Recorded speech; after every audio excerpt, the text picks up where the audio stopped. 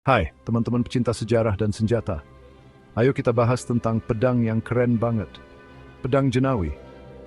Pedang ini asalnya dari daerah Melayu di Sumatera loh. Pedang Jenawi bukan cuma senjata biasa, tapi juga simbol kekuatan dan warisan budaya. Dulu, pedang ini dipakai sama para panglima kerajaan-kerajaan besar di Sumatera, seperti Sriwijaya dan Kesultanan Riau Lingga. Bilahnya panjang, lurus, dan ada ukiran-ukiran rumit yang bikin pedang ini kelihatan gagah dan artistik. Gagangnya biasanya terbuat dari kayu keras atau tanduk binatang dan dihias dengan indah.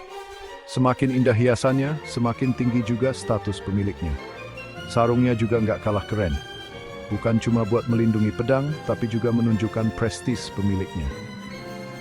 Di medan perang, pedang ini nggak ada tandingannya. Jangkauannya luas dan tebasannya kuat. Kalau lagi nggak perang, pedang ini jadi simbol kehormatan dan kekuasaan. Sekarang, pedang Jenawi jadi harta budaya yang disimpan di museum dan koleksi pribadi. Pedang ini mengingatkan kita tentang sejarah Indonesia yang kaya. Jadi, kalau kalian ingat pedang, jangan lupa pedang Jenawi. Pedang yang punya sejarah panjang. Show, proud and love, subscribe, like, see, name,